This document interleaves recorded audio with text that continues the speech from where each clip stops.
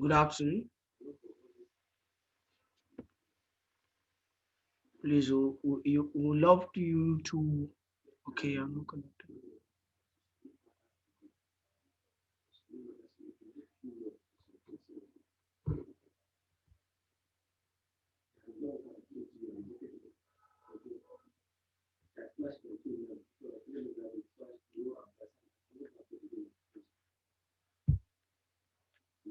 Okay.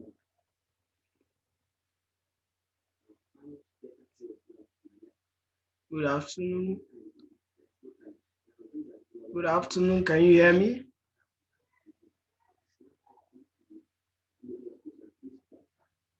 Good afternoon. Can you hear me? Please, if anyone can hear me, just indicate.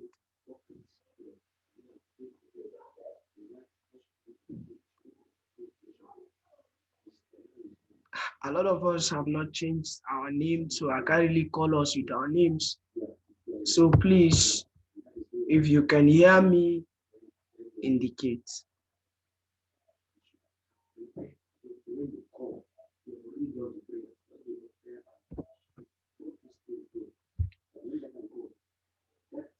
Hello?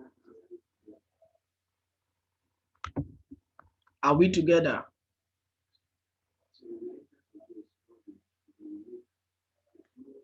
Are we together? Please let me know if you can hear me.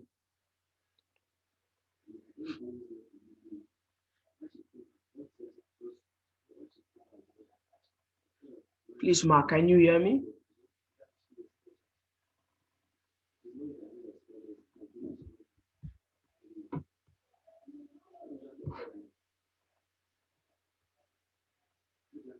Technos Part 2, can you hear me? AMR, can you hear me?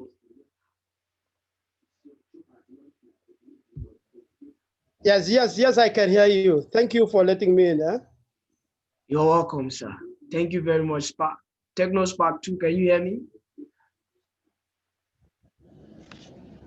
Mark, can you hear me? Yes, I can hear you. Okay, welcome, Mark. Thank you very much for joining in. Thank you, sir. We are delighted to have you this afternoon. We are excited to have us on this last day of this conference. Is really an awesome journey so far from yesterday to today, and I believe we're going to have some interesting moments together in the next couple of hours that we're going to be spending in this conference. And I believe so much that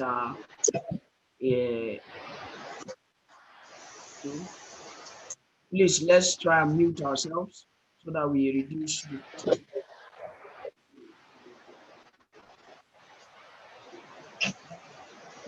part.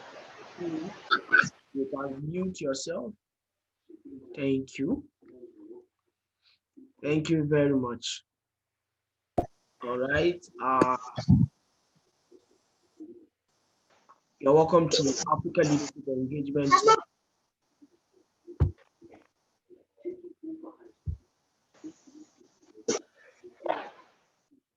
You're welcome to Africa Leadership Engagement Team, and it's an organization of young people united in thought and action with a vision of transforming the minds of young African emerging leaders.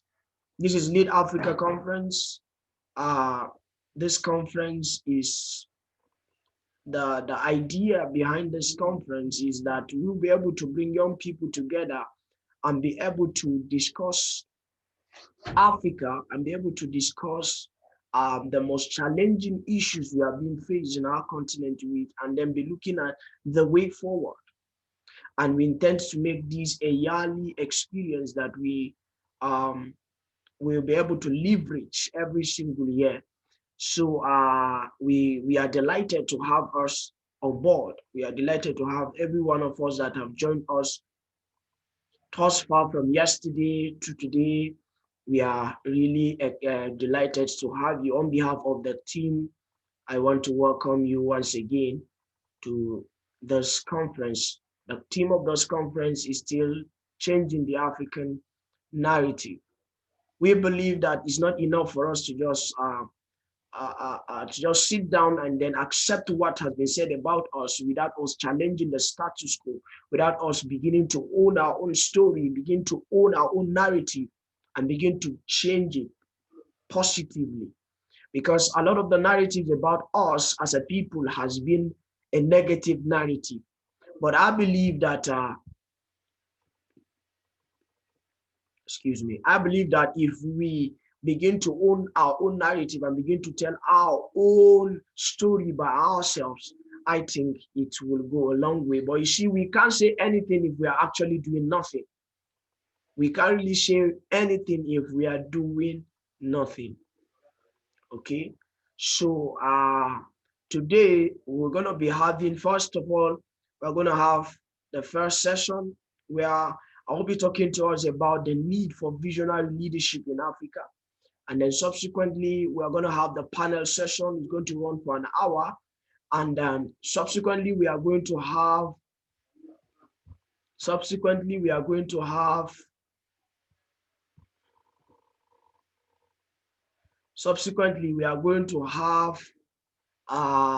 the question and answer session, and then we have the spoken word session before then they have the question and answer session. So I believe as you stick around, I believe it's going to be a journey that we all want to be part of. So it is a bold step you have taken to be here. It is a bold step you have taken to register for this conference. And I believe and I assure you, you're not going to regret being here. Yes, those who were here yesterday will testify that this conference was really, really, really lit. It was the best of it you can just think of, because we had amazing speakers speaking on different perspective of how we can be able to change the African narrative, how we can engage financial intelligence in changing the African narrative, how we will begin to have a positive self-image about ourselves. You know, one of the major issues we were able to find out yesterday, that one of the greatest enemy is that of what? Identity. So today I want to begin my session before we proceed with the panel session in the next couple of minutes. All right. So I'm going to be speaking about the need for visionary leadership in Africa. All right. So what is visionary leadership? I want to define visionary leadership in my own terms as this is the ability to see a preferred future and then rally the relevant resources and materials to bet the future into reality. Let me take it again. Visionary leadership is the ability to see a preferred future and rally the relevant resources and materials needed to bet the future into reality. You see, how can we be able to engage visionary leadership in changing the African narrative? You see, the reality is that where we are as a people is as a result of the picture that we have in our minds that has made us to be where we are. Or let me put it better, the picture that our leaders have in their minds is what they have taken us into, and that is where we are today as a people, as a continent. So The picture you see about where you are going determines where you go. You cannot get to your destination if you don't know where you're going. So what you see about yourself from yesterday, we were able to understand that what we see, we cannot rise beyond what we see about ourselves. So today, I define to us visionary leadership as the ability to see a preferred future and rally the relevant resources in order to bet the future. What is Africa seeing? What are we seeing for Africa? This is a very fundamental question, because if we do not see anything about ourselves and where we are, then we will do nothing about it. So my question now is, what do you see for your community? What do you see for your nation? What do you see for Africa? Because what you see is very fundamental for you to change the narrative about what you are seeing. If you are seeing a transformed health sector in Africa, then you are going to commit yourself to making sure that that becomes a reality. You will commit yourself, you will rally every relevant resources that will be needed for you to what? To bet that into reality. So now I ask this question because I want us to just take a few seconds to begin to ask ourselves, what am I seeing for Africa? Do you know why I asked that question? Is because it is very important. Because what you are seeing and what I am seeing, if we put them together, is what will give us the picture of the brand new Africa we are talking about. Because we see in part, we see in segment, we see in fragment. So when we put those things together, that is what gives us a picture of the new Africa. But if we see nothing about where we are, if we see nothing about the new Africa that is emerging, then where are we heading to? Where is your nation heading to? Where is your nation going? So we see visionary leadership is very important in Africa. If we really want to change the African narrative, then we must be visionary about what we want to change. We must see a picture. We must have a picture in our mind about what we want to change. You see, what we see is very key to where we are going. I need to stress that. I need to stress that point. What we see is very, very important to where we are going. Because if you don't see anything, you will go nowhere. That's the truth. You see, the future does not actually exist. The future is that one you create. The future does not exist, because you can't sit down and tell me, okay, when the future comes. Okay, when is the future? The future does not exist. The future is that one you have created in your mind and you're ready to work towards bringing it into reality. That is the future. And the future comes when you begin to work towards bringing it into reality. So when it comes into reality, now you can say the future has come. Now, let me take for instance now.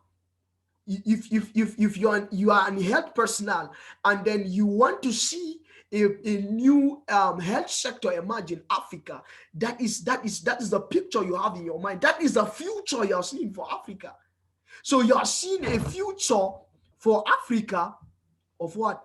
That will have a good health sector. So now, how does that comes into reality? It comes into reality when you begin to what? When you begin to work towards achieving that. First, you what? You say, okay, I need to study a medical related program or course. I need to become a medical doctor. Because the narrative that Africa is a disease continent must change because I've come on the scene. I need to change this narrative. It cannot continue to be a disease continent. Something must change about this. Because I am here, my continent must have a new story to tell. So you are beginning to what? To create the future for Africa.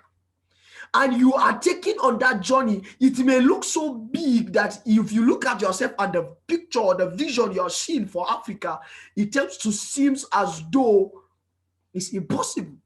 But you see, the truth is, all the developed nations, let me use America for instance. If you want to study the history of those nations, you discover it's not actually the government that actually changed those nations. Single-handedly, men, somebody have a vision of something. Okay, I want to dwell on the what? On the oil sector. I need to transform this sector. He gave him his energy, his resources, and everything, his time and intelligence to be able to what? To change that. And that is what has transformed that particular sector in America. There's no other person like John D. Rockefeller. Andrew Kennedy was one of the men that said, no, we need to connect we need to connect America through the rail lines. And he began pursuing this road.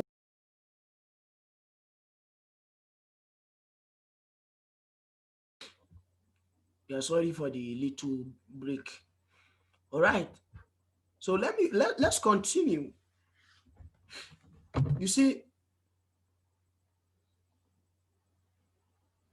in translating your vision into reality, I want you to settle this. I want you to settle this, that is going to be difficult, tough, and challenging. Yes. In translating your vision into reality, settle this. Is going to be tough, difficult, and challenging. In fact, it will seem impossible for that to be achieved. But you see, impossibility only exists in the mind. If you believe it, it becomes impossible. Because it is difficult does not make it impossible. No. Because it is difficult does not mean it is impossible. No. It is difficult, but it is possible. So we have this saying in with my team members. We have this saying among us that it's part of our philosophy as an organization that Africa is possible because I am possible.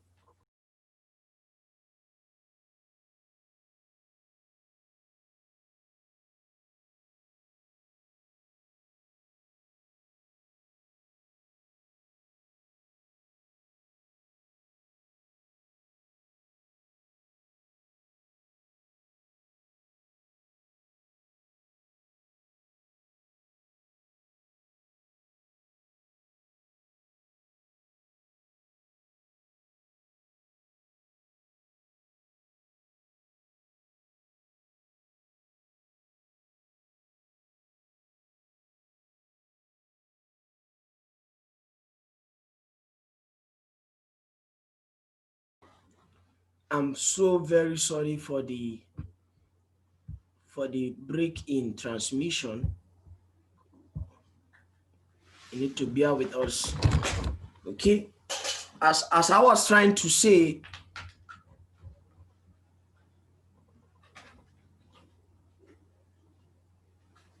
okay, somebody suggesting I go back a little. All right. I began saying that in translating your vision into reality, be rest assured it's going to be difficult, tough, and challenging. You need to settle that in your mind. And you see, the tough and challenging environment you find yourself to work with is what will keep you on your feet. It's what will make you, in fact, you need the difficulty to be able to make the difference. You need the challenging environment to actually be able to make a difference. Yes, you need the challenging environment you have to be able to make the difference. You need a hot oil to fry a fish. So the fish cannot be fried if there is no what? Hot oil. So the difficulty we will be having to face with is what we need to actually make the difference. We need it. So you see, visionary leadership is what we need in Africa. The question I always ask is, what are our leaders actually seeing for our continent? Let me not even use leaders. What are our politicians actually seeing for our continent? Because there's a difference between a leader and a politician. Yes, there's a big difference between the two. You see, the reason why I'm speaking to us like this, because leadership is not about position. Leadership is about taking responsibility. And all of us here are leaders in our various fields. We are leaders where we are. Because even leadership first begins with self-leadership. Leadership does not begin first at the corporate level. Leadership begins at what? At a personal level. So the reason why I'm speaking to us like this, we are speaking to ourselves like this is because we have to begin to own our own story. We need to begin to change our own narrative. We can't allow it anymore to continue the way it is. Somebody must need to tell himself that we need a change in our continent. And you see, there are so many problems in Africa to be solved. Yes, we need to know this. There are so much problems to be solved in Africa. And you cannot solve all the problems you alone. It's not possible. You can't solve the problems you alone. So what you need to do is to what? Is to have a vision of what you want to change in Africa. So you need to be, the vision you have is what gives you what? Is what gives you direction toward what you want to change about Africa. So it's what keeps you focused. Vision keeps you focused on what specific problem you want to change in Africa. There are so many problems. You can't change everything. Yes. And you need to see something that you want to change. A particular, because you see, we have already been labeled by people who think they know us more than we do ourselves. We are a disease continent, we are a poverty continent. But you see, why do you want to be a businessman? Is it just because of selfish ambition to amass wealth to yourself? Or is it because it's an attempt to create job opportunity for the teeming young population we are beginning to have on the continent? You see, there must be a drive. That is something you want to achieve. Africa seems to be very big. How can I change everything? No, you need to begin where you are. Where you are, that is where you need to start changing the narrative. You see, I began telling us that you need to be rest assured in translating your vision into reality of changing the African narrative. It's going to be tough and challenging. But see this. You have to be stubborn and insistent about your vision for the new Africa. I repeat, you need to be stubborn and insistent about your vision for a new Africa. You need to be what? You need to be stubborn and insistent about your vision for a new Africa. It's not going to be an easy journey. So until you have settled in your mind that it's not going to be easy, and so for that reason, I'm not going to what? I'm not going to. I'm not going to. Sorry, I'm not just going to confront this thing lightly. I need to be what? Stubborn and insistent. You must insist on what you want to change about Africa. You must insist on what you want to change about your community. You must insist about what you want to change about your nation. Say, your candidate for that.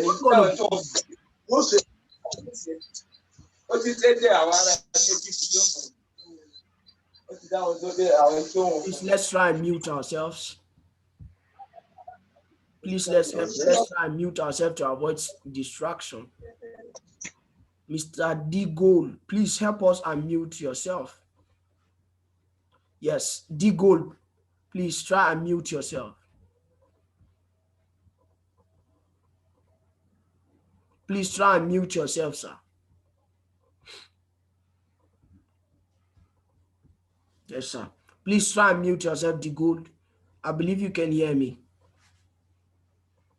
All right. It won't be an easy journey for us to change the African narrative. But no matter how long it will take us, we must remain committed on reaching to our destination. No matter how long it's going to take us, we must be committed to reaching our destination. And you see, because of the toughest situation we found ourselves, the disadvantage we have found ourselves, which is not totally 100% in itself a disadvantage, is also an advantage because you have an opportunity to actually make a difference. Because when there are problems, that means there is a need for solutions. And until you are visionary enough to see the need for any problem to be solved, we will continue to remain where we are. So vision is very powerful tool we need to engage to change the narrative, because what we see is very important. What we see determines where we go. What we see determines where we go. So where are we going? You see, the African terrain does not support weaklings. Let me repeat this. The African terrain does not support weaklings. So you must of necessity be dogged and resilient in betting the new future. I don't know if someone gets me. The African terrain does not support weaklings. So if you are not dogged enough in betting the new future and resilient to see that a new Africa emerge, when you are hit with those difficulties, you will quit. I assure you, you will quit. But we cannot allow the difficulty that we are supposed to overcome us. We must walk through the difficulty. We must walk through the difficulty and be able to what? To surmount them and be able to have victory at the end of the day. So let us know that the African terrain does not support weaklings. We must be dogged and resilient in betting the new future. And visionary leadership is what we need in changing this narrative. You have been tagged and labeled a poverty-stricken nation or continent. You have been tagged and labeled averaged. What do you want to change about this narrative? You have been tagged as a people without a history, apart from the history that begins from the colonial era. You see, I wonder how can people tell us that you don't have a history? What you are trying to tell us is, if a people do not have a history, is that you telling us that they do not have a culture.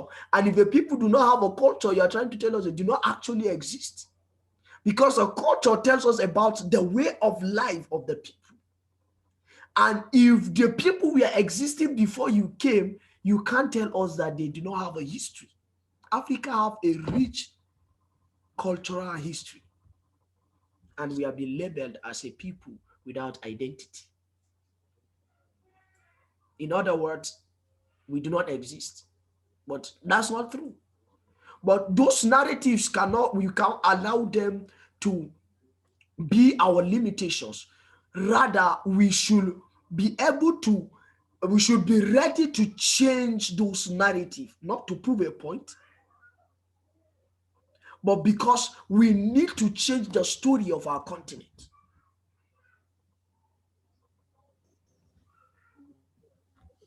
We talk about the future, but do you see who is the future? You and I are the future. Well, let me put it. You and I is the future.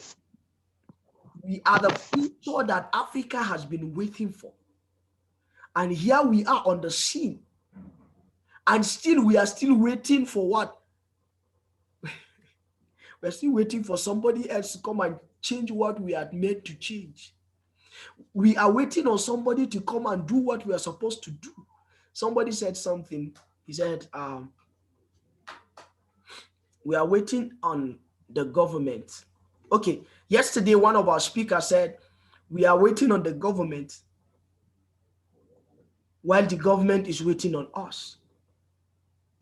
So you can see the irony of it all. We are waiting on the government and the government is waiting for us to bring innovative ideas to employ our creativity in changing the narrative of Africa.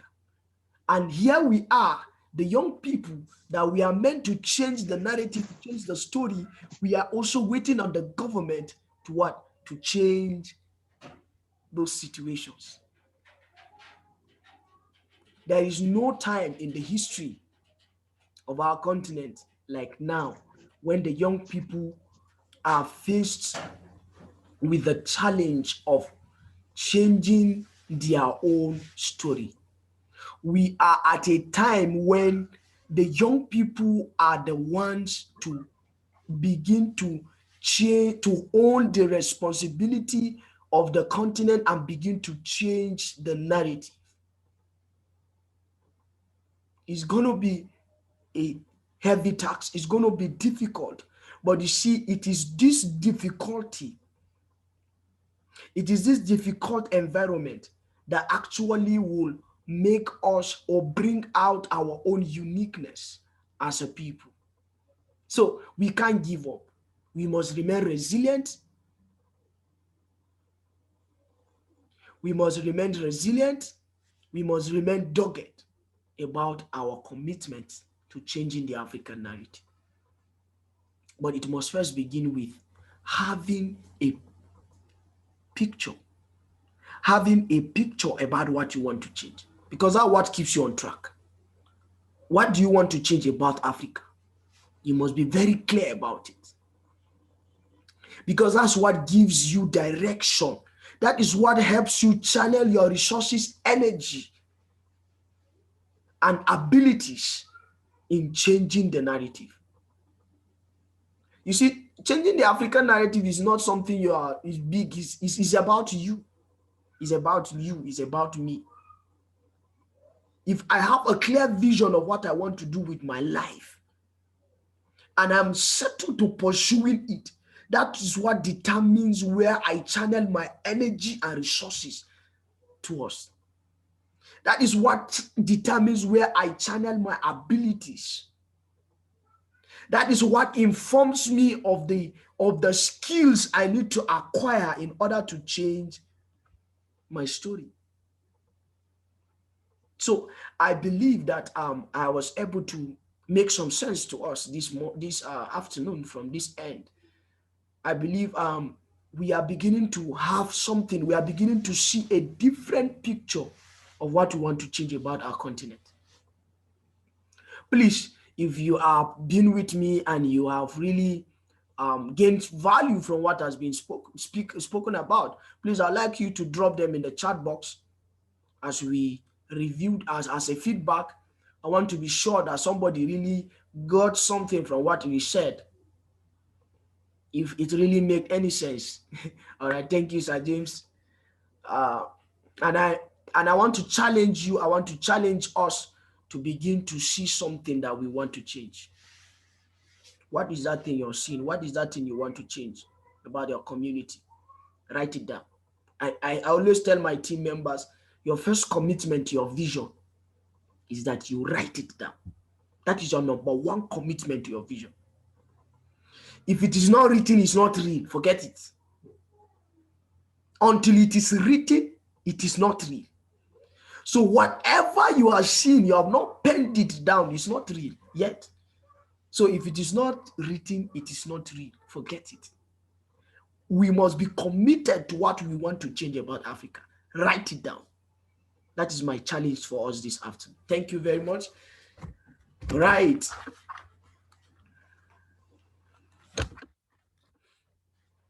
Thank you. All right. Someone said if you can't write it, you can't write it. Thank you, sir. The African terrain does not support weaklings. You must be resilient and dogged. Thank you, Mercy. All right. At this point, we need to move on to the panel session. Okay. And our panelists are already here. Our panelists are already here with us. So Sir David Kadala is here. Nathan Toza is here.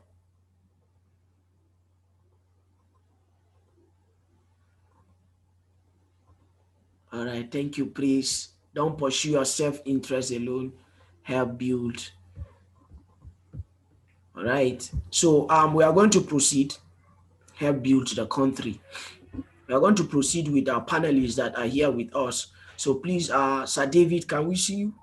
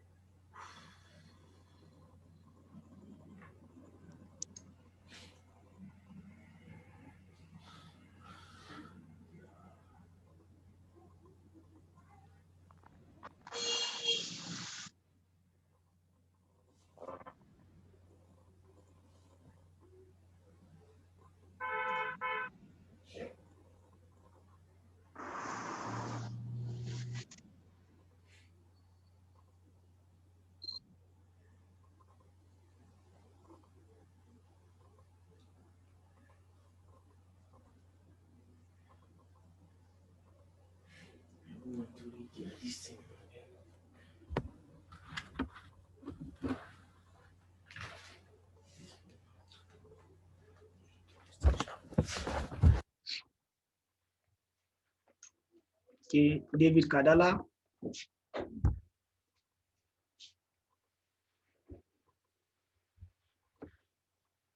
David Kadala is a,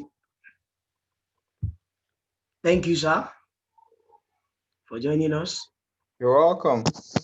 Yeah. David Kadala is a creative leader who believes that knowledge and imagination can change the world. He collects ideas in words, art, and business and uses them to create things both beautiful and useful. He is a team leader at Novado Books, a brand that makes knowledge available to consumers through books, creating the future one book at a time. That you're most Thank you. right. Nathan Toza, can we have you?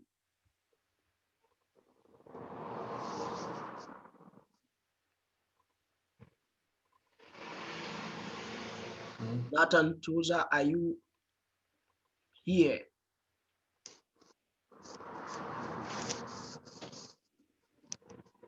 Nathan, are you here with us?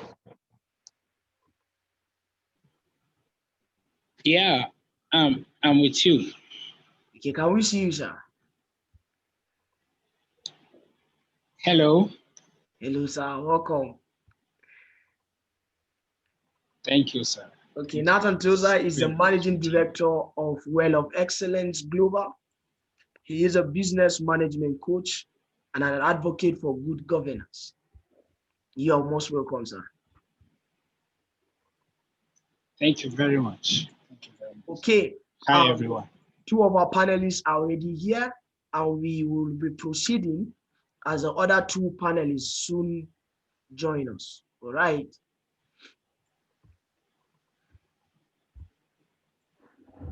I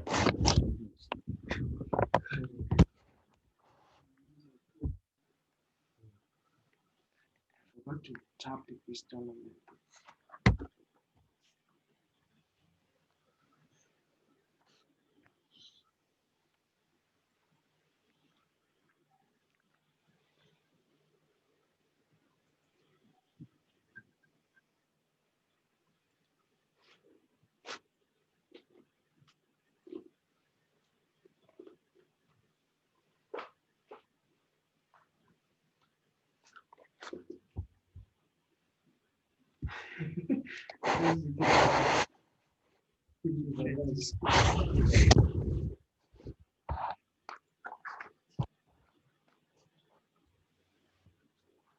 Okay, sorry for the little delay, trying to sort out some things. All right, well, let's begin with Mr. Nathan Tuza. Okay, sir, you will be as a business management coach and consultant. So, what can you define entrepreneurship as? All right. Once again, good afternoon, everyone. I think we have a lot of nations that has been given to entrepreneurship, and there are so many that I can't give all of them here, but in a very simple way and according to what I believe entrepreneurship is, I'll give my own definition. I think entrepreneurship is the business of solving problems. Just to make it simple, it's the business of solving problems. If you find a problem and then you try to get a solution for it, you're an entrepreneur. You get paid for solving a problem, you're an entrepreneur.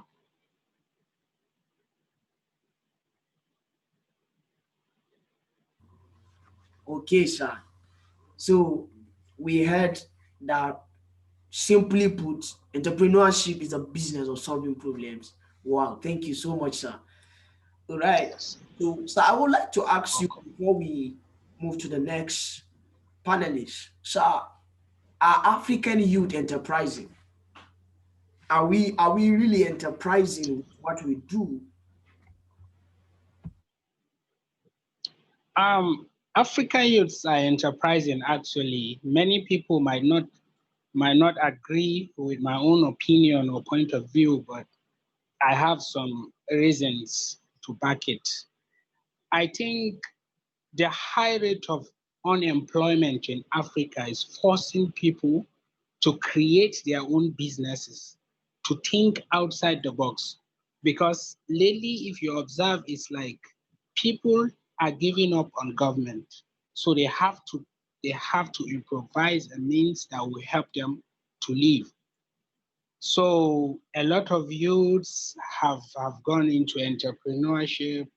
That's why if you check around, you discover that a lot of young men are into entrepreneurship, and their African youths are enterprising actually. It's just that there are little problems here and there that are making it look like African youths are not engaging themselves in something reasonable, as if their discoveries help people and provide their needs. Is true that we're enterprising. All right. Thank you so very much, sir. Um, in his opinion, he believes that the African youth are enterprising, although others may have a contrary opinion to that. But he believes that the African youths are enterprising. All right, thank you so very much, sir. Let's have David before we come back to the second round of the questions. Right, Sir David, this question Yeah, good evening. is, as a creative leader who believes in creativity and imagination, what is creativity? Well, I first of all, I'm grateful and really delighted to be here to share my thoughts. So, talking about creativity, well, there is no simple definition for what creativity is, but in a bit to simplify it, I could say that creativity is simply the ability to create. You bring something that is not obvious, something that is not in vogue, and then make it available, not just available, but also available to solve different problems in different fields. Yeah.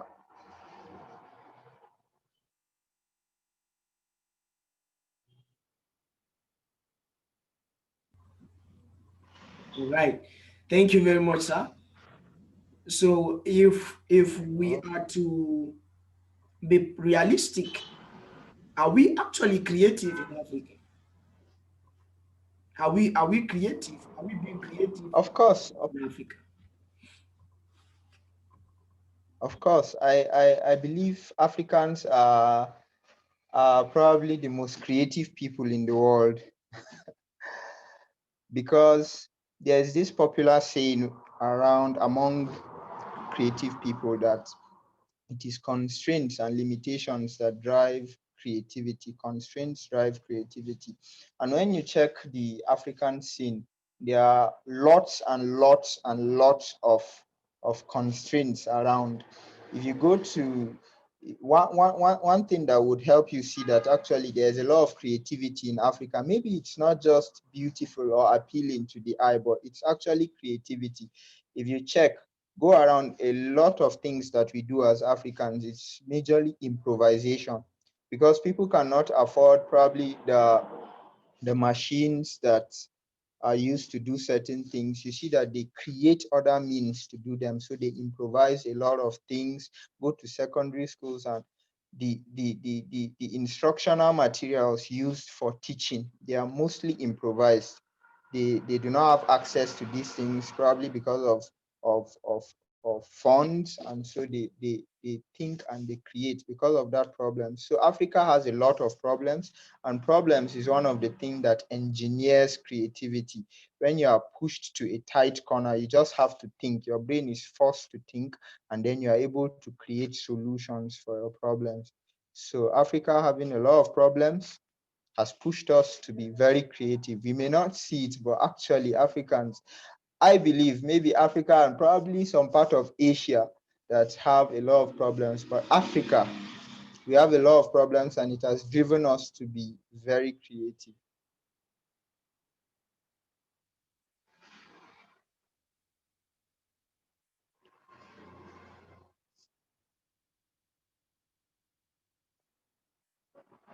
Okay, thank you very much, sir.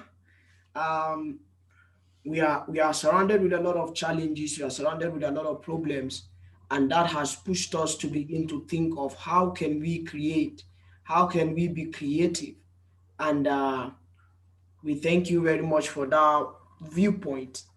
So now, sir, how do we tend to connect um, creativity to changing the African narrative?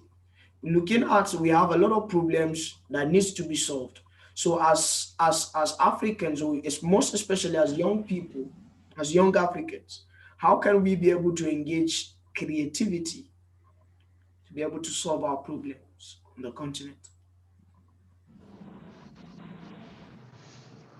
Well, the first thing I believe that would help us to engage our creativity, our ability to think and bring up solutions is actually to, first of all, become aware of the problems that are around us.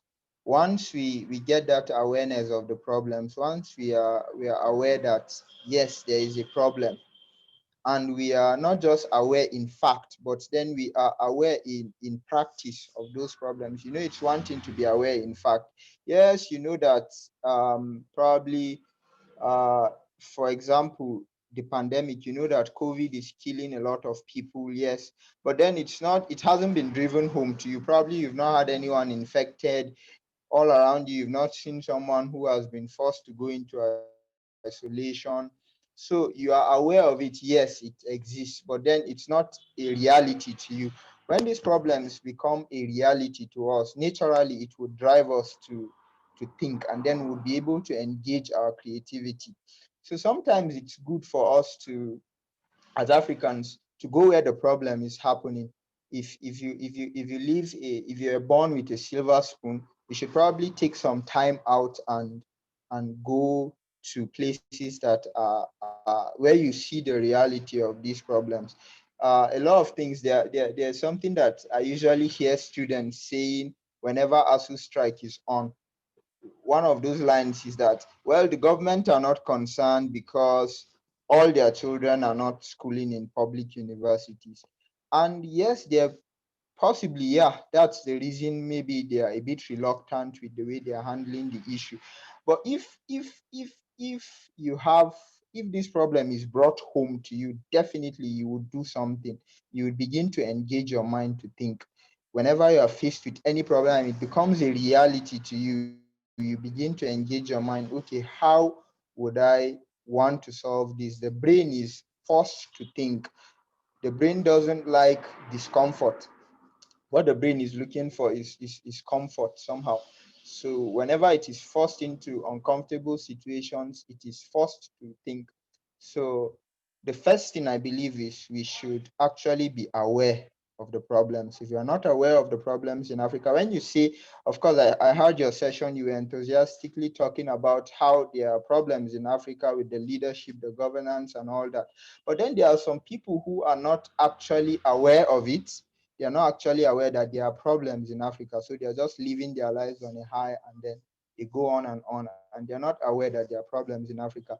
And then, apart from being aware of the problems, we should also have this undying belief that we can actually create solutions. We have to be aware of, first of all, the problems, and then secondly, our own creativity. A lot of people, when you ask them, they feel, I'm not really creative. I am not able to come up with solutions. So instead of forcing our brains, we convince our brains. Now, our brains that would have swung into action, we convince them that we cannot do this. And when we convince ourselves that we cannot do this, then we cannot do it.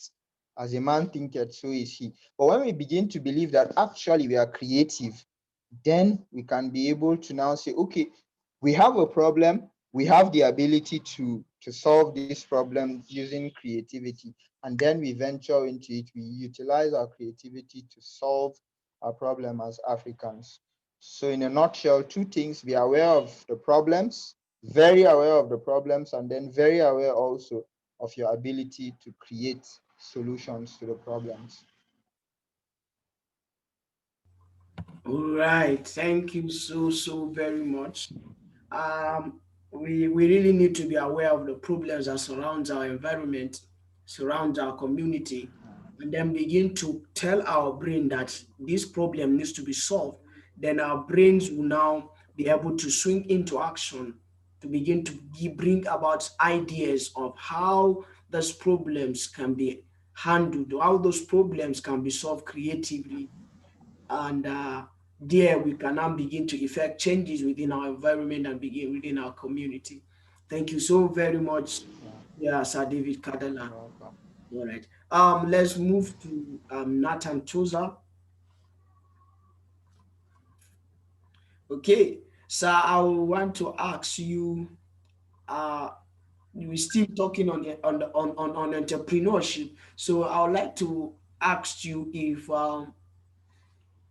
you can tell us what is the role of entrepreneurship in changing the African narrative. Well, like I said earlier, you remember my definition of entrepreneurship. I said it's a business of solving problems. Now, if you're not solving problems and there are a lot of people, that means problems keep piling up. And it will get to a time that there will be too much problems that you can't even solve it any longer.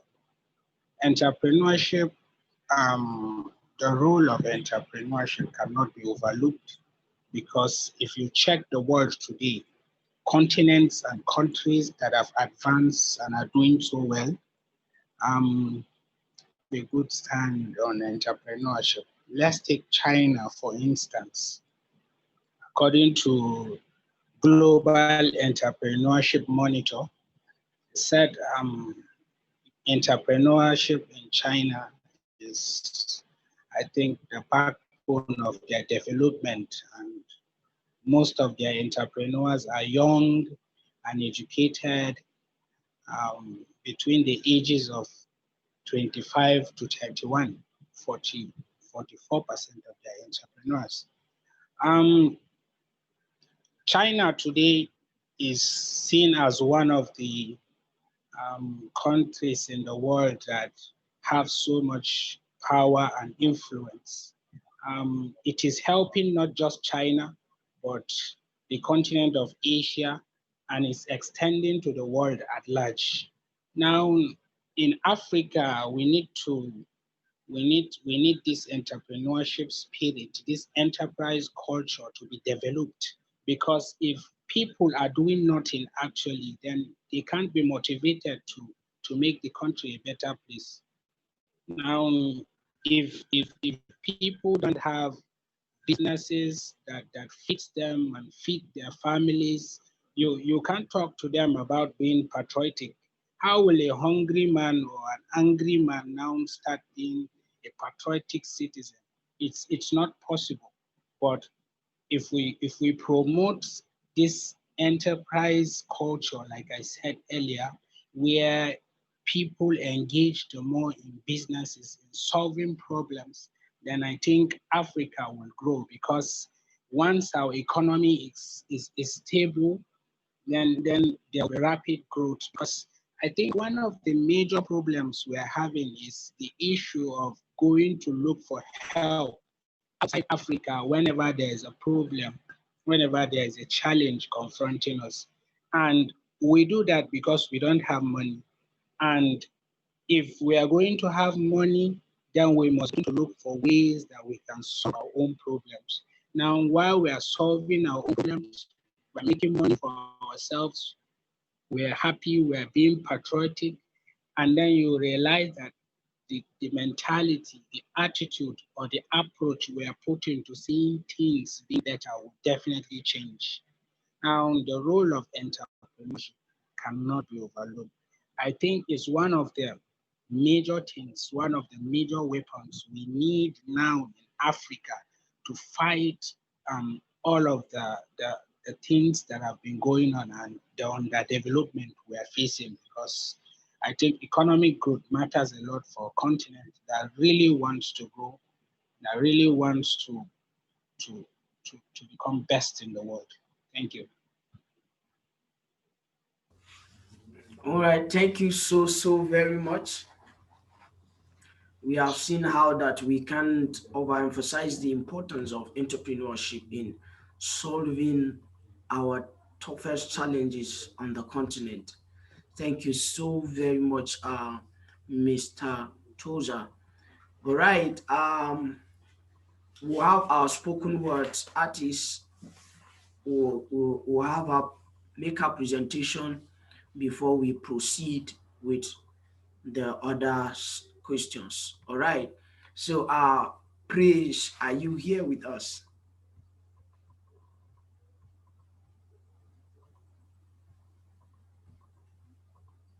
Hello?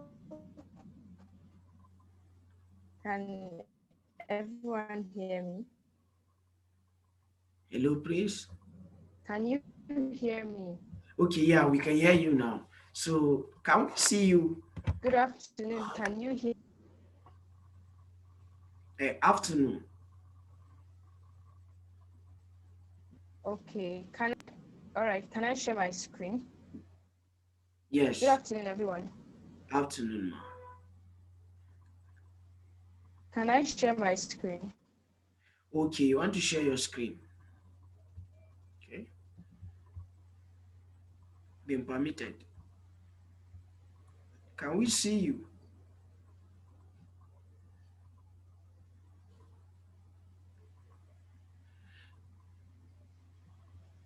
Yeah.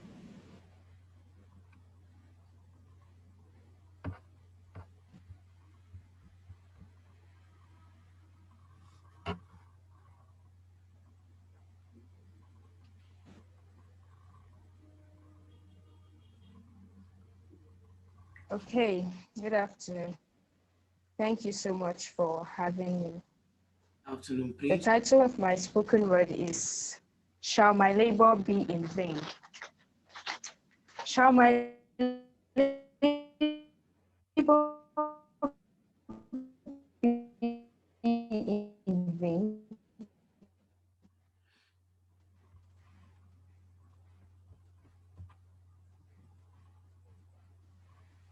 Do we keep living in pain? Do we keep concealing the shame?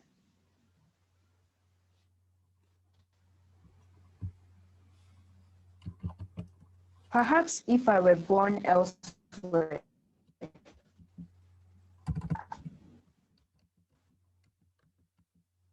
I wouldn't be in such despair.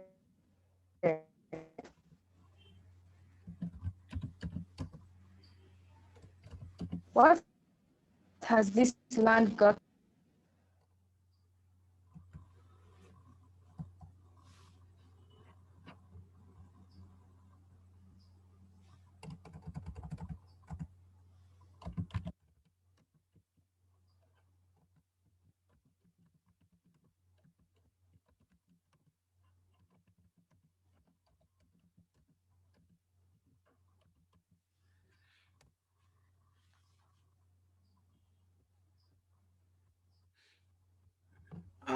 Sorry, I think we lost Praise.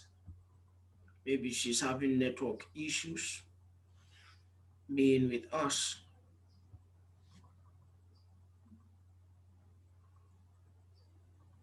So I believe she will soon join us. So before she do before she join us, are we having any questions for our panelists before we have Praise back? Okay. Anyone with a question for our panelists?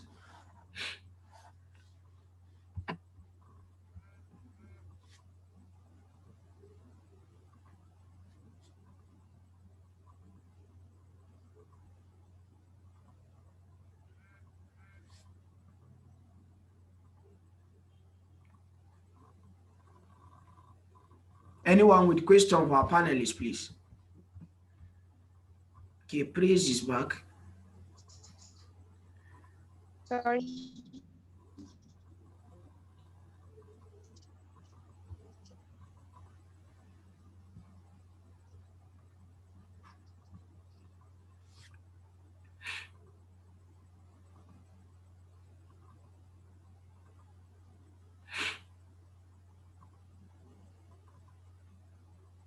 Sorry, my network interrupted my presentation. Can I start? Please, you can start from the beginning.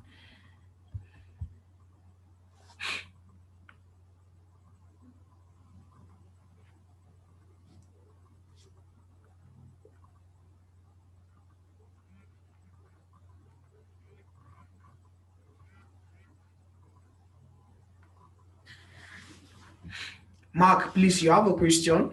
Yeah, so you're raising your hand. Please, can you proceed with your question?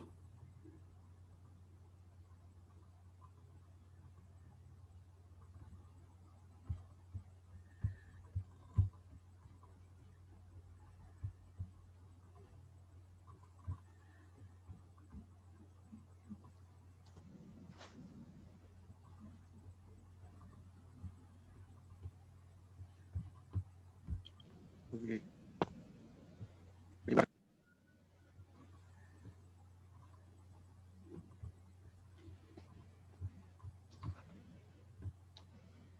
Yes, Mark. Good afternoon. Afternoon. Yes, sir. David, regarding creating, being creative. Especially, he gave us a definition that is the ability to create something in a nutshell, create something. Now, and what actually drives one to be creative? He talks about limitation and problems. Now, there are times that you may see a problem, maybe from your own perception, you may be feeling that maybe this question is too big or you can't handle this problem, maybe because of one challenge or the other. So how can one know that, yes, he's capable or he can be very creative to solve a problem? That's my question. How can someone knows that, yes, he's ready or able to be creative enough to solve a problem that maybe possibly you may be thinking or perceiving that this challenge or problem is too big for him? So how can one know that, yes, he's capable of that? Thank you. Okay, I think this question is directed. Yeah, Star David. Yeah. Yeah, all right. Thank you for that question. If I get your question right, you want to know, okay, how do I get to know if I can solve a problem that I'm encountering? I can be creative enough to solve a problem that I'm encountering, right? Yes, sir. All right. So maybe I should cite this example. You probably heard of a course. You knew the course was necessary in a school, probably a university, whatever. It's just a course. You want the certificate and all that. You've not faced the exams before. You've not even known anyone who has. So you've not had, this exam is difficult, it's hard to pass and all that. So one way you can actually know if your head can carry it is to go through the course, to get the content, you go through it and then you attempt to to solve it. I don't think it's wrong for you to see a problem and then you attempt to solve it. And then the beauty about going into the course and studying it is that if you are really serious about it, you definitely begin to look for, okay, what can I do? Do I need to read 6 hours each day to get to understand this course? Do I need a private tutor to do this? So the first thing for you to do, if we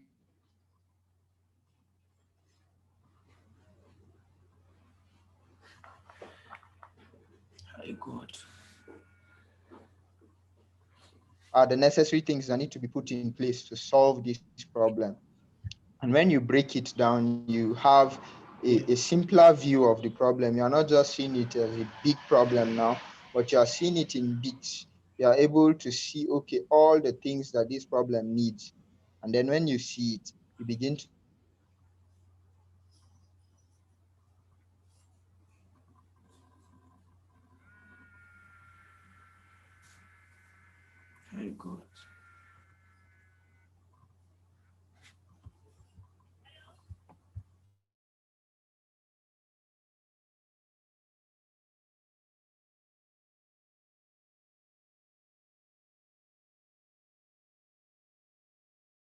different fields. There are some who deal with the structural design, the engineering design, and all that. all the categories, there are people who deal with, who specialize in creating something beautiful there, and then they come together to work in synergy. What would help us actually in solving Africa's problems is when we synergize, when you realize that, okay, this problem of Africa is actually a very big problem. It's a very big problem. One man cannot solve it on his own. So in your own field, you're able to think of something, you're able to create something, you're able to solve a particular problem, channel your creativity to solving a particular problem in a particular field. You collaborate with others in other fields, and then they also solve that problem in their own field. And gradually, it's just like building a house. There's the architect, there are those who actually do the building work, there are those who, the plumber, there are those who deal with electrical fittings, there are those who deal with the roofing, and all of them, they're able to create art with what they do in their own specific field.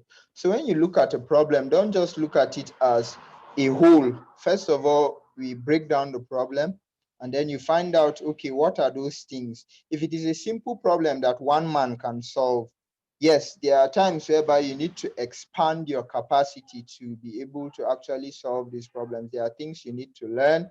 There are things you need to borrow. There are things you need to add to yourself. Then there are sometimes that you actually need other people's input to be able to solve those problems. So don't just limit your ability to solving a problem based on your current capacity. Once you discover a problem, of course, you can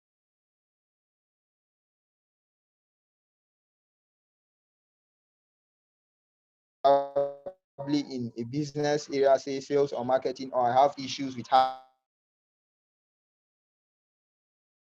issues with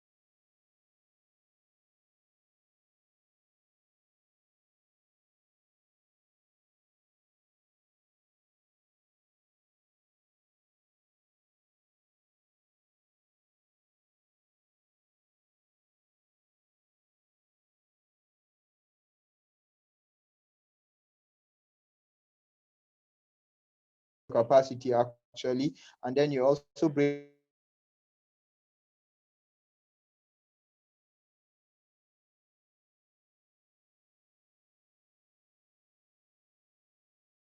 realize that, okay, this problem on earth that can't be solved.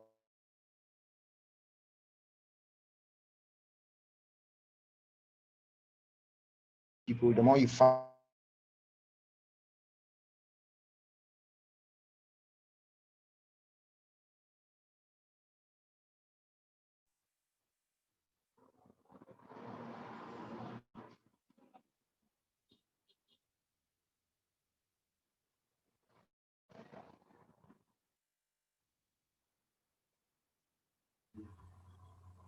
Sorry, I seem to be having a network challenge. Right. I don't know if Praise is back yet. Please, are you back? Praise, are you back? Yes, I am back. Okay. Can we have your presentation? Sorry for the interruption. Uh, All right. The title of my spoken word is Shall My Labor Be in Vain? Shall my labor be in vain? Do we keep living in pain? Do we keep concealing the shame? Perhaps if I were born elsewhere, I wouldn't be in such despair. What has this land got to offer but pain and sacrifice, broken dreams and lost opportunities? Though we often sing, the labor of our heroes past shall never be in vain. What do we call system? Sorry, excuse me, can you hear me? Can Okay, I'll just go right ahead. Who shall we blame for the broken system? Failure and death. Tag huge. as a third world country full of poverty, crime, and epidemics? Shall we refuse our identity with bleak skins and foreign passports? Shall we be suppressed, hiding our indigenous talents, and welcoming with open arms foreign importation? The hands that made me are not handicapped. Fearfully and wonderfully made I am, such that I have the power to change the status quo, to subdue the earth as it was ordained from the beginning, lighting up the candles around my feet, walking in the path of light, responsibly shining to all along the way, remembering how blessed I am with my free land and goodly neighbors. My labor shall not be in vain. Together, we can change the narrative. Take responsibility. Thank you very much. Wow, thank you so very much. Thank you very much, Praise. Although at the beginning it was a bit shaky, but we got the message as the network became very clear. Thank you so very much. Thank you for having me. You're welcome. Okay, I saw Mr. Adam Mohammed has a question, so I would like to give you the opportunity to ask your question before we proceed with the other panelists. So please, you can ask your question. Thank you very much. Thank you, Mr. Leader. Thank you for a good opportunity we have. And this is the way how we can change African narrative. Actually, Africa has been long time with the problem is. And then my question is, how are we going to solve all our problems? Seeing the world has advanced and we are stuck, not moving. What I know, all the colleges we are studying the same colleges and other people are studying, but we are not moving and the world is moving. How are we going to change our issues and how are we going to be capable to solve our problem by ourselves? Mostly our countries are still waiting for their budgets to come from outside. They are not able to stand as set, they're not able to fix even their budget. And we have to wait for donors to come and donate for us. We are not in the ground to work hand to hand to sustain our life. How are we going to do that? This is the biggest question we have to ask as all African youths. We are the leaders of this continent, and we are the one to change all these things. Minus we going on the ground and work together, there's nothing can be changed. There's nothing can be changed. Let us not keep blaming our leaders and complaining. It is a time for us to stop complaining. It's time for us to go on the ground and work together, hand to hand, to solve all our problems. Africa has a lot of problems, poverty, hunger, all these things. But if we ask, we will say, oh, it's a matter of leadership. Our leaders need to be advised, and we need to advise them because these are all old model people. They can't be changed by ballot papers. They can't be changed by arm, but we have to change them by reversing their minds. We have to change them when we're together and change our mind to us at least to be somewhere else from where we are. We actually, the way I'm talking to you in refugee camp in Uganda. And I moved more than refugee camp in Africa. I'm not seeing any African organization helping refugees, and Africans are almost 80% of the total of refugees population in the world. Africans are 80%. They're receiving the donation from outside. Where are we? We're supposed to ask, where are we? And we have to talk. What are we going to do for ourselves as we together? This is my question. Maybe I mix up a bit, but Okay, sir. I'm sorry for. I Maybe hope you have listened to me. Thank you. okay. I don't know. Is The question is not really clear.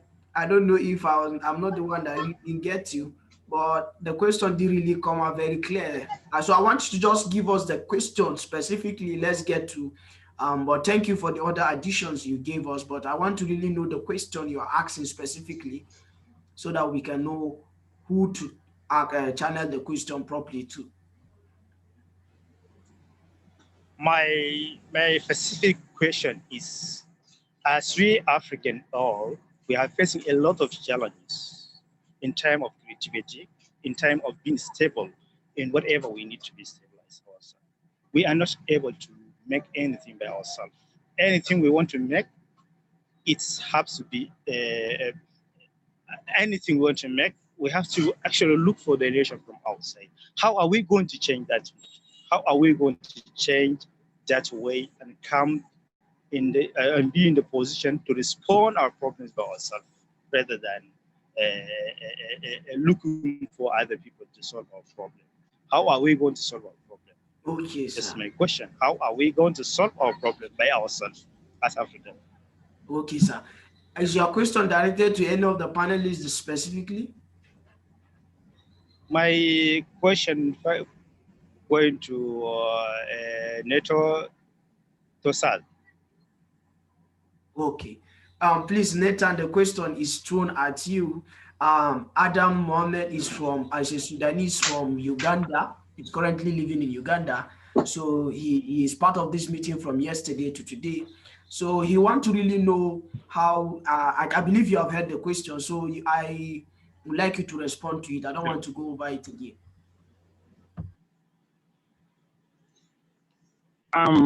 Adam Mohammed, it's a wonderful question you ask. There is nothing that Africa is going through that other continents have not been through before. The only difference is that while they work to make progress, we resign to fate. I don't know whether you get me. And another thing is you cannot change what you don't believe. Your mind will not be there. So someone said that change begins with you. It begins with me. As little as you think this program is making impact in someone's life, and once he goes out there, he'll pour it out to other people out there. So if we are really serious about changing Africa, then we need to believe in Africa. We need to take away this mindset of servitude. There is a mediocre spirit that is working on us that the Europeans have injected into our spirits. But we can change Africa by at large. So you can start from Uganda, you can start from your family, your cycle of friends, and wherever you are. So changing changing the African continent demands that we believe in the continent. I think that's the first step.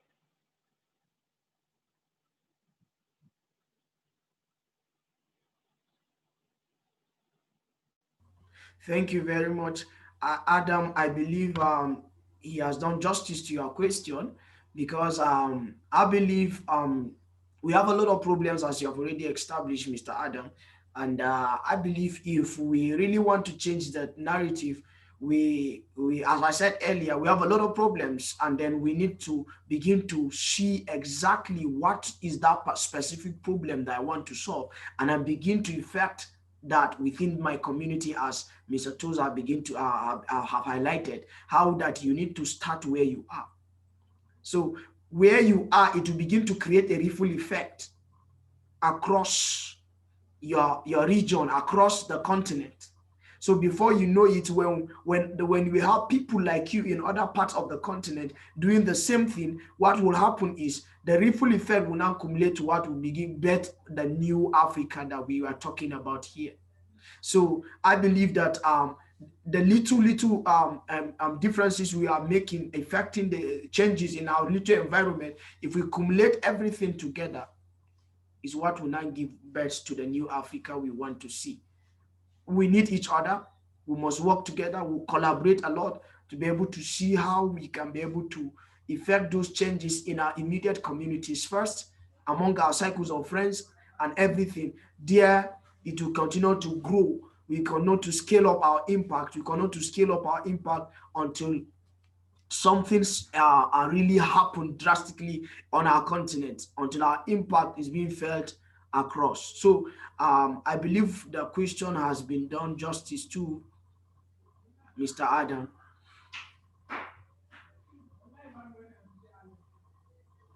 Mr. Thank Adam, you for that. Thank you. all right, sir. Okay, Yes, thank you. The question has been answered very clearly, and that's all what right, all sir. we want, to work together hand to hand to solve our problem rather than be beggars.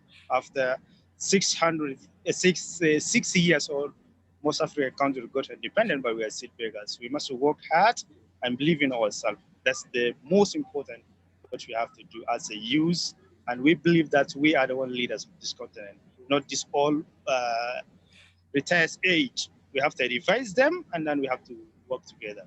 Thank you for that answer, Mr. Ross. All right, sir. All right, sir. Thank you very much. Thanks.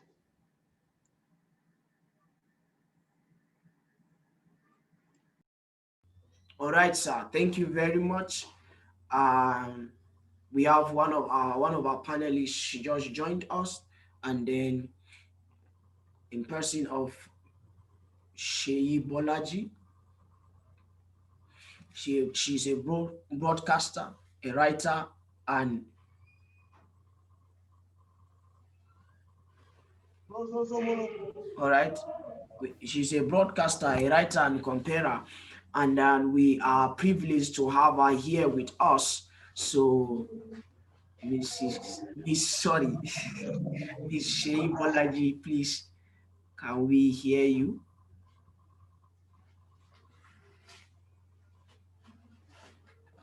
Please call me again.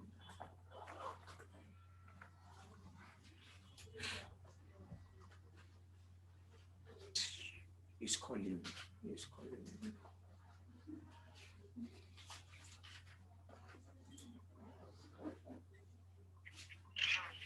Hello?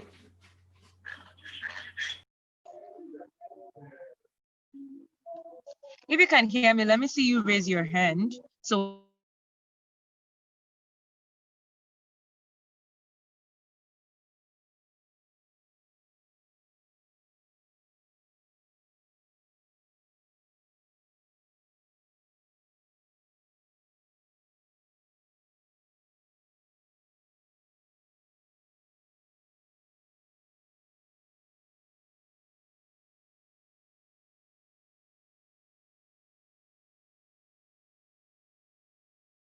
I think that Mr. Joshua is finding it difficult to connect, but I hope that he will be here soon. So just as I've said earlier, I trust that it's going to be a wonderful time this evening as well.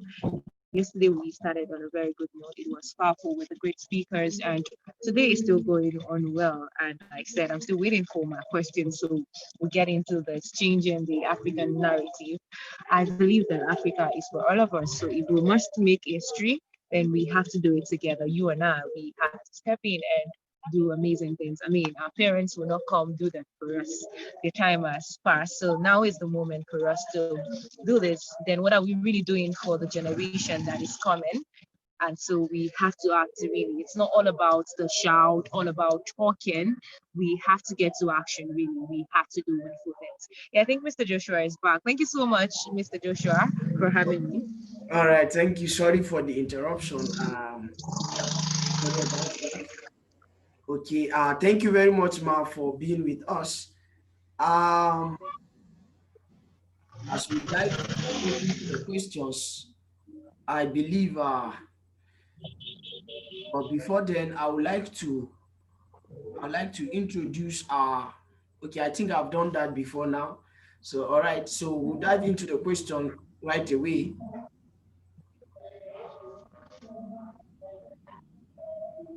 Okay, Ma.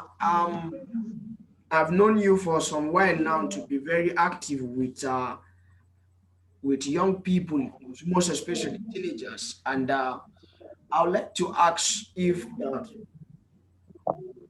how have those things, the effort you have been putting towards engaging the young people, the teenagers most especially, has been able to have an impact in changing Africa's narrative?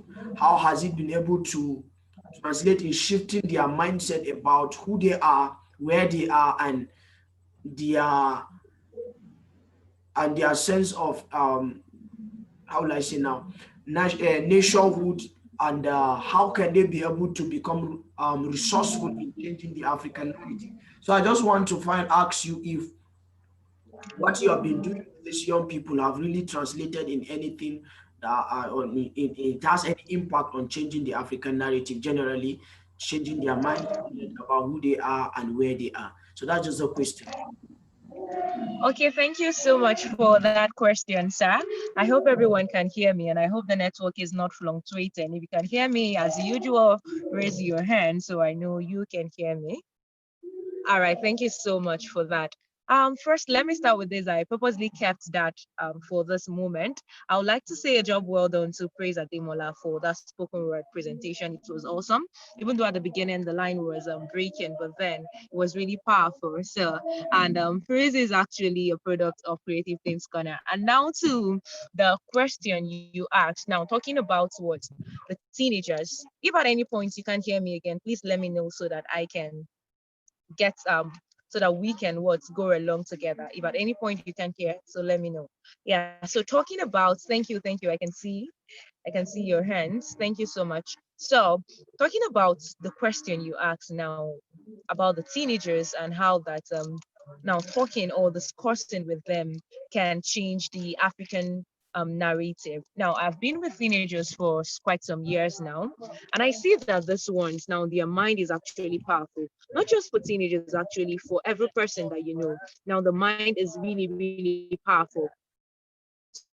So, how do we start? A lot of people ask me that, Shayi, you do so much for children, for teenagers, and sometimes you don't do something for youths, adults, and all of that. And this is the reason. Now, if you're able to catch them young, if you're able to pick them when they are little, do you know that some of the problems we have now, some of the problems we have is because some people, while they were younger, were not trained. So this is what I am doing and many other person now, trying to what change the mindset. Now the mindset is really important. So how are we pushing this to them? We're letting them know that what Africa is a great continent and there's so much to be done. We really need to be proud of Africa. We need to stand up to what to the things that we ought to stand up to. So as a youth, you don't just sit back there at home, or as a teenager, I beg your pardon, as a teenager, you don't just say, oh, there's nothing I can contribute or so. So now we're trying to change their mindset. So let them see. And I'm so excited that a lot of them are doing amazing things already. Believe me, sometimes I get jealous of them. You know why? Because I say that when I was their age, maybe when I was 14, when I was 15 and 16, I didn't know some of this, but they have the opportunity to know this now. So they can, a lot of them are skilled and a lot of them are getting to know that, okay, we can actually switch toward becoming entrepreneurs. We can do businesses. We can what try to market the skills we have. We can get money from that. We can assist what people. We can do this, we can do that. So these are the things we really need to push to them. Don't say they are too young. If you have teenagers around you, talk to them, let them know that this is right now. This particularly is what I invited some of the teenagers I have around so they can get this. It's not just for youth. Now if some of us have the opportunity, if we knew some things before we got to this stage, then we would have been better. But you see these days, you see some youths do this, do that. We don't even value Africa. That's the truth. We're so concerned about US. We are, yeah, you could have a teenager or a youth. Now, what's happening in United States of America? They give you the details back to back. But what is happening in Ghana? They don't know. What is happening in Zimbabwe? They don't know. So we have to push this to them. Let's cherish Africa. It's our continent, right? And Africa is really, really great because they're wonderful people. You and I are great persons, but we really need to stand up to that. So talking about these teenagers now, we have to, and this is what I have been doing. This is is what other people that work with teenagers have been doing. Now, so trying to push this to them, letting them know that it's really, really important, and they have to what? They have to begin to know they're not too small at 13, at 14, 15, 16, and the likes. They're not too small to do those things. It's really, really what? Powerful. And they can what? Change that narrative in Africa. Now, enough of we saying that we're not strong, we can't do this, we can't do that. We can begin to manufacture our own cars. It can come from the teenagers. Some of those things we are importing from outside Nigeria, from outside Ghana, from outside Africa. Now, these teenagers have potentials and they can do it. And what do they need? They need somebody to push them and tell them, you can do this. And so you do it. So when you find teenagers around you, push it to them. I believe that if we must change the African narrative, or if we must change the story, then we have to pick it up from the younger ones. We have to pick it up from children, from teenagers, but not just starting from the youth. That's my belief, and that's what I believe in. So we can actually change that. And teenagers are working already, and I believe that more and more. So it's actually with you and I to stand up and do this. I hope I've answered the question correctly. Thank you so much, Mr. Joshua. All right, thank you so very much. Yeah, you answered the question, and I'm so proud of what you are doing with these young people. And then, as a proof to what she's doing, is praise. Praise is one of the proofs of the impact she's making on the African continent. Thank you so much, Ma, for what you're doing, for what you are doing here in Africa. All right, to proceed to the next question, okay, Ma, in a bid to fit into globalization, we have lost our cultural values as Africans,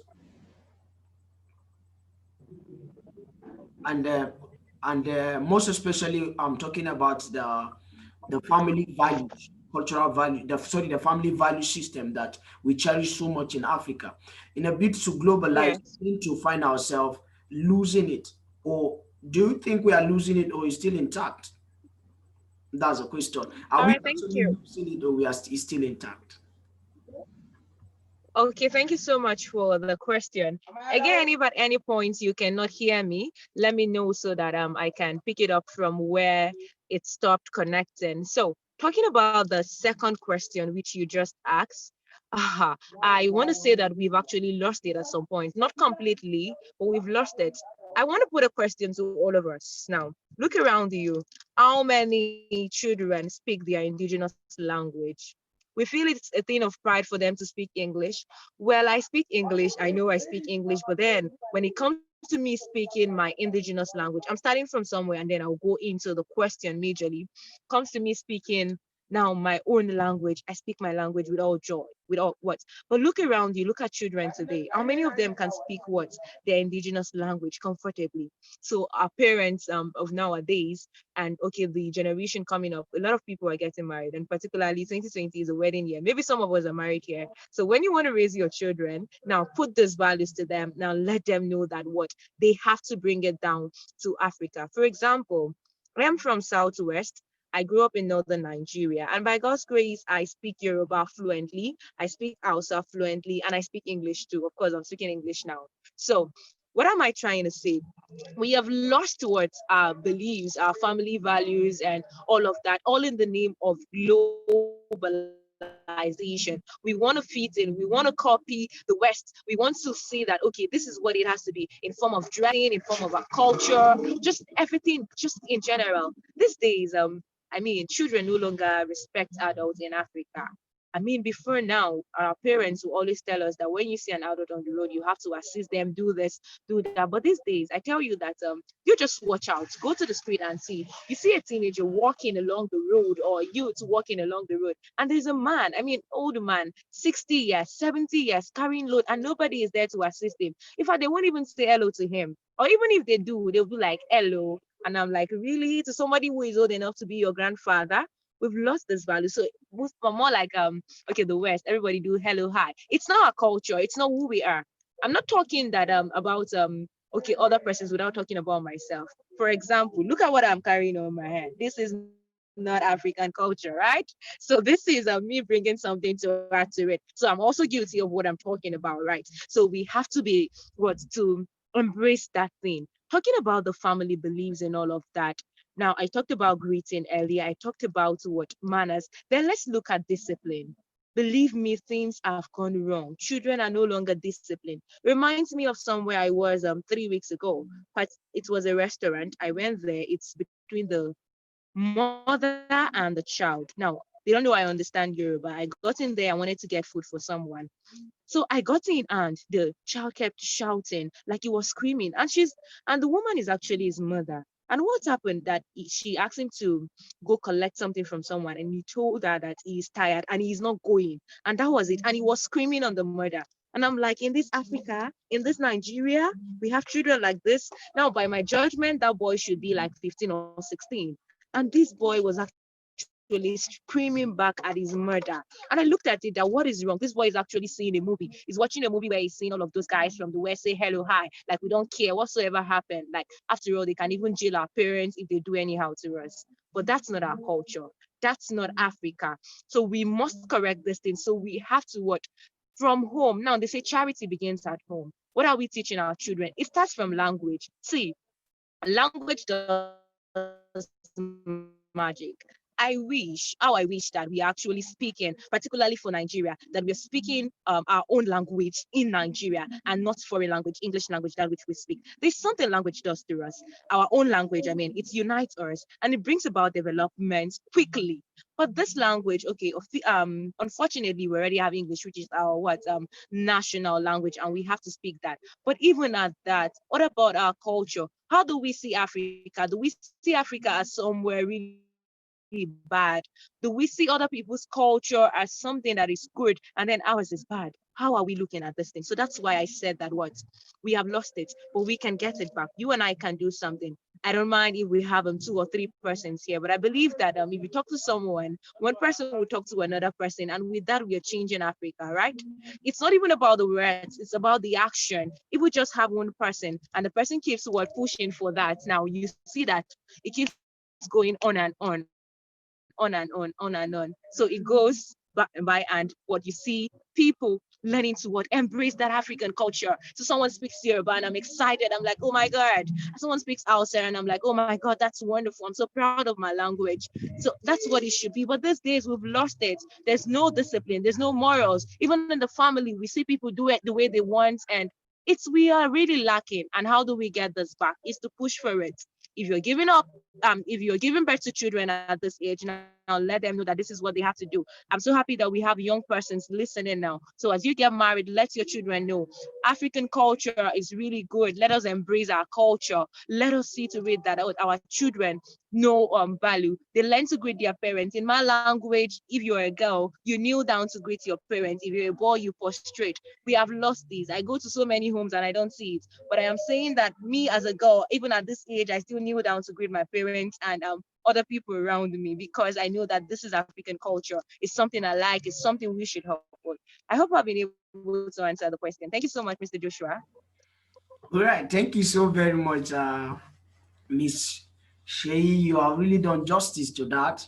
And you see, the truth is, I was listening to Professor Pierre Lumumbo, and he was speaking about talking about African civilization, and he began to talk about the power of language, how that no nation ever civilized or develop on the basis of another man's language.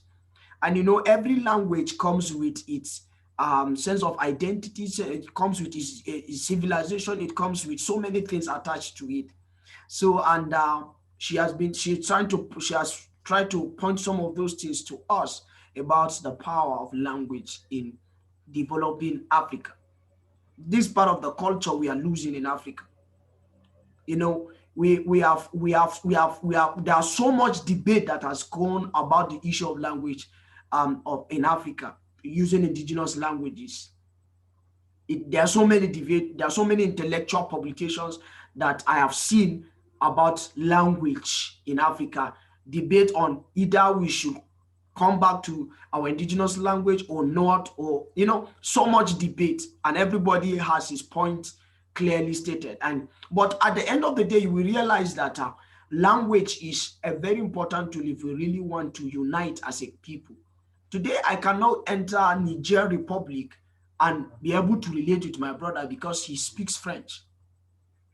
You move away, you go to another place, you discover your other brother, you're looking the same, but you can't communicate because he's speaking Portuguese.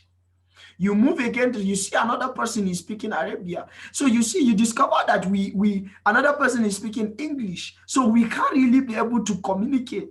Thank God for the FCTA, the African Free Trade Zone area, where I believe we hope that and believe that it will take effect. So if it actually comes to play, I believe this is one of the ways that is going to break down the borders in the continent of Africa, and we are going to integrate as one entity and begin to do business with each other. But the problem is, how can we be able to do business with each other when we have people speaking different things? And most pathetically, they are not indigenous languages. All these languages, we find out that they are foreign languages that we can't really relate with. So you see, most of the technology we are using today, encoded in them are those languages that are coming from those civilizations. So if you are from if you are from the French colony, that means you have to patronize anything that comes from France or whatever. If you are from speaking English, you have to patronize things that come from that particular region that speaks English, because encoded in those technologies are what are languages. And you cannot use the what does not have your own language. So so these are some of the things. So you discover that developing based on the basis of their own language. China, India, these are nations that we almost began on the same level. But they realize that they cannot develop as a people if they continue to use another man's language. And they were able to sit down to agree on a specific language they will need to use in order to develop themselves. And today, China is where it is. And today, India is where it is. So you can see how fast they have developed because they have realized the impact. And today, if you call the name China, there is a certain picture that comes to your mind about their culture, their way of life, their dressing and everything. If you say India, there's something that comes to your mind, a picture about who an Indian woman or Indian man looks like. So, but today, if you say Africa, what comes to your mind? Apart from the black color that we have been attached with, which in the world, we are not only people that are actually blacks. There are other places that have black people, but blackness has been attached to Africa. Just like yesterday, the speaker was trying to establish that about identity. So you see, the truth is we need to find our own fitting in the stage of globalization. Because if we continue to talk about globalization and then we cannot really find ourselves within that context, that means we have completely been lost. Because a people without a culture, to me, they are no longer existing. Because if you don't have a culture, you are no longer existing. That means you don't have a way of life. Why is it that whenever you enter a particular environment or a particular location where you are not really familiar with, you become so careful to begin to find out how do people do things here? Because you don't want to look different. So because there is a people existing within that particular environment, so they actually had a way of life that you cannot just come in and just behave anyhow. So you want to really find out what is exactly the way of life. So you want to be part of it. So if we come to Africa and there is nothing okay, as Africans that we have lost everything. So there's no difference between Africa and maybe Europe. We have become the same people. So that means we have been lost in the process and we have become another people. Mahatma Gandhi will say something that we must begin to, we must stop training foreigners in our lands through our educational institutions. What he was trying to say is that the educational institution is trying to produce people who cannot really relate what they are reading with where they are. They are being trained with a particular mindset of where that thing came from. So you discover they are being prepared for an environment or a community or a society that you don't actually belong. So after you graduate, you begin to find out how can I go to that particular environment so that I can become relevant. That's why you find out a lot of people want to leave the continent because they are not being prepared for where they are. that is another story for another day, because we begin to talk about the educational institution, we begin to realize that there's a lot that needs to be done. All right, so thank you very much, our panelists. We are really grateful to have every one of you on board. I think one of the panelists could not make it to today's meeting, but all the same, we really thank the three of the panelists we had today. And then if you still have a question for any of our panelists, most especially Sheyi Bolaji, that just finished our own session. So if you still have a question for any of them, please indicate so that you can ask your question.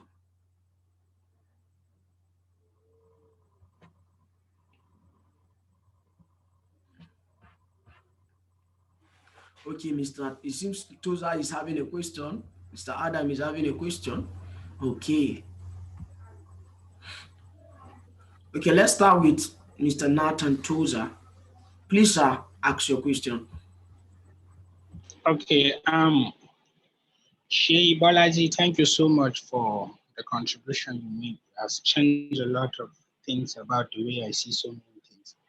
But I feel there's a little problem here because it's like this thing called dialect. Our tribes, our languages have caused more harm than good to Africa.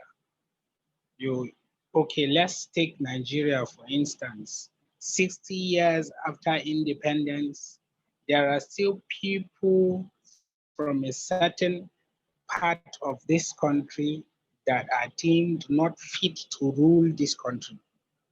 And there are people that feel they are the ones that have the power and the influence to rule this country how and when they want. Now, if you check countries that have developed, you realize that they don't have this diverse dialects like we're having in Nigeria. So I don't know. I used to feel like promoting our languages is causing more harm to the development of Nigeria, my country, and Africa at large. So what can you say about the problems that our languages are causing between us that are causing setback to our development as a continent?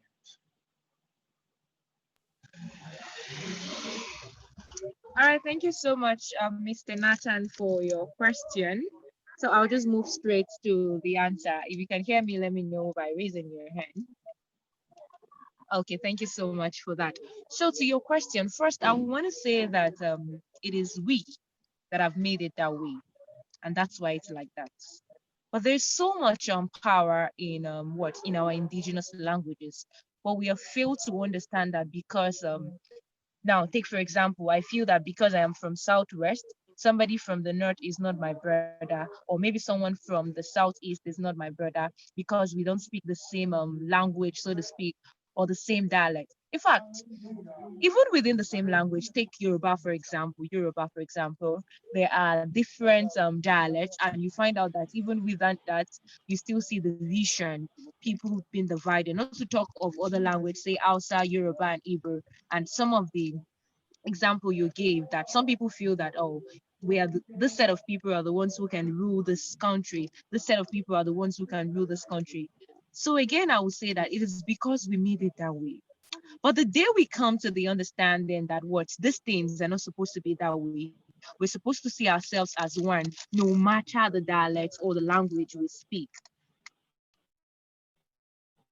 Now, earlier when I was talking about language, I was saying that our languages or our language is powerful. How I wish, but then it's not possible that we have just one indigenous language in Nigeria. Yes, since we're talking about Nigeria particularly, that everybody can use to communicate apart from English, then you will see the unity. But now, even if you say that, just from what you have been saying, that we want to pick one of the indigenous language, my Yoruba people will say we no agree. Rasta people will say mm-mm. And the Igbo people will say no, it cannot work. And so many other languages will come say no, no, no, this cannot work. But what we have to do is to see that what, no matter where you come from, who is my neighbor, and all of that. I keep telling people every time that I'm from northern Nigeria because I have stayed here all my life. Even though, let's say officially, I'm from Southwest. My name is Sheyi, and when you hear my name, you say this is a Yoruba girl. Yes, but primary school, secondary, university, service year, masters, and what have you, everything in northern Nigeria. So it's been like that. I want to say that I don't see somebody that is from the north as, no, you are my brother, you are my sister, and we are one. It doesn't matter the language you speak. We are first of all humans before we became anything that we are.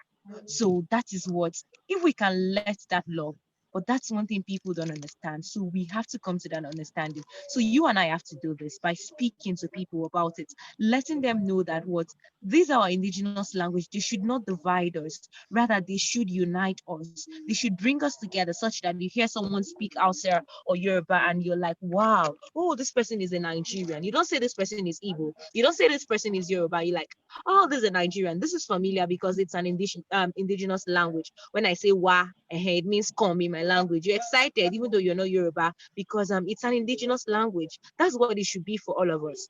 But we have lost it at that point, and that's why we see what different crises, people fighting people from this part of the country, saying that water is our own, stone is our own, sand is our own, and just different things. But we are one Nigeria, we are one people, even though we have over what 300 ethnic group, but we are one. And so we must come together and see that what these things that is causing division should stop, and see ourselves as what, as one nation, as one, that then we come together and say, okay, this is unity.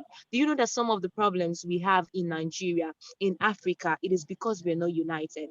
But the day we become united, the day we begin to love ourselves, the day we stay united, now it says that what, united we stand, divided we fall. That's why we're having different problems, because we're not united. But when we come to say that this is it, this is that, this person is Igbo, but he's a Nigerian, he's my brother. This person is Yoruba, this person is Igala, this person is Idoma. We're brothers, we're sisters, and that's when we can see the unity. And that's when the story in Africa, that's when we can change the narrative. I hope that I've been able to answer your question, Mr. Nathan. Thank you so much. Yes, thank you. Thank you so much. I was just okay. Okay, I think we need to be clear that there's difference between language, promoting language, and then promoting tribalism. Yeah, so Okay, I go ahead. I think my point is actually, we until the day when Africa finds a language that will be used as a general language wherever you go in Africa, we just have to accept the fact that the only language that we can use to unite ourselves and develop Africa is English for now. I'm not going against our languages. I'm not going against. When we talk about culture, total way of life, it's not just about the dialect we speak. It's about respect, like she said. It's a culture. Begin to talk about this, I think, is a very big topic, and it has been, like you said, there have been a lot of debate on this particular issue.